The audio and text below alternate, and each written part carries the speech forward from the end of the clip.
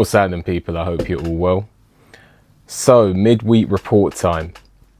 Jack Catterall beats Regis Prograis over 12 rounds.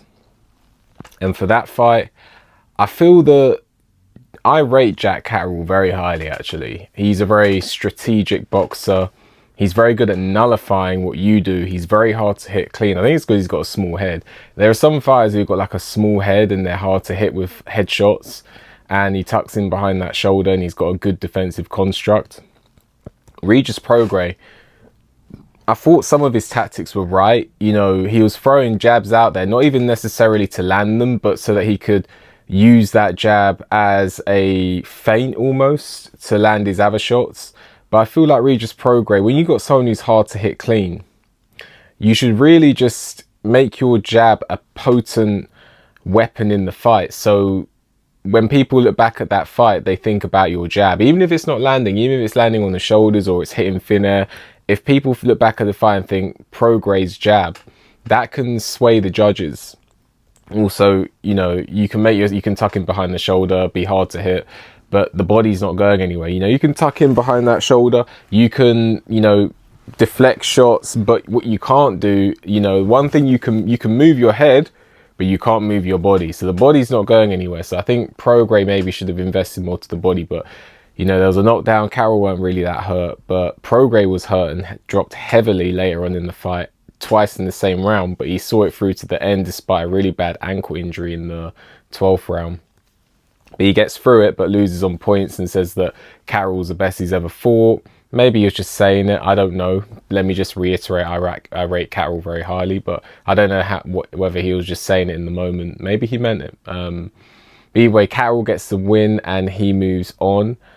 Now, I hear that Anthony Joshua is not going to be fighting Daniel Dubois next. I think that's wise. Stylistically, I don't think that suits him at all.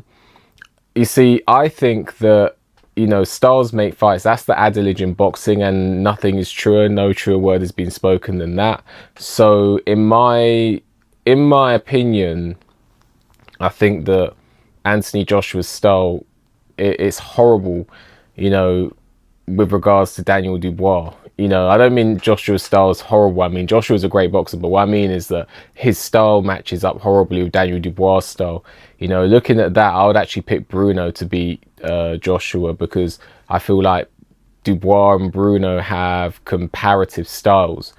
Dubois and Bruno have comparative styles, and I believe that if a prime Bruno was to face... Ooh, I don't know, actually. I don't know. Prime Bruno, prime Joshua, I don't know. But I think that at the very least, prime Bruno would give Joshua fits with his jab. Anyway, I digress. I think Joshua, his style actually matches up better against Tyson Fury. Honestly, I do. Even Prime Fury, honestly. So I think that a wise move for Joshua, though, would be maybe to fight Deontay Wilder. That fight should have happened years ago, but fight Deontay Wilder or fight Tyson Fury even. So Fury or Wilder and then bow out the game. Great career. That's my advice, but you know, people don't become greats by listening to YouTubers. So Joshua is going to do what Joshua's going to do. My opinion would be to fight Deontay Wilder, retire. You've achieved great in boxing, made some money, made some good money, and sail off into the sunset and enjoy your money. You want to be healthy to enjoy your money as well. What else has happened? So Jack Catterall, I think that the next move for Jack Catterall should be Teofimo Lopez. Whether he can get that fight, I don't know.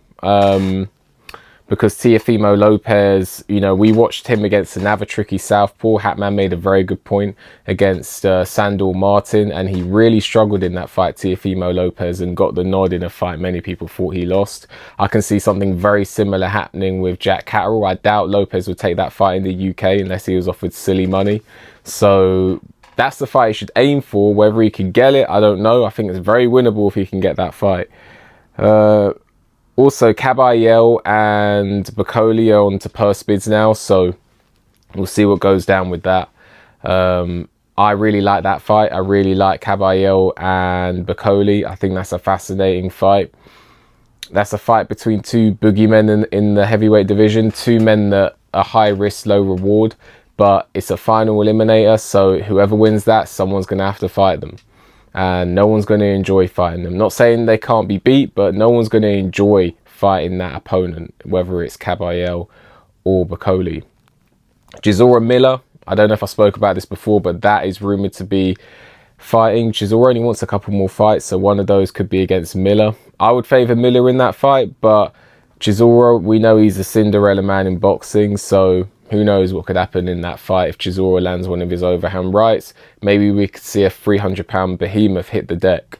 But I would favour Miller slightly in that fight. Anyway, let me know what you think about what I spoke about here. Like the video, subscribe to the channel, leave a comment.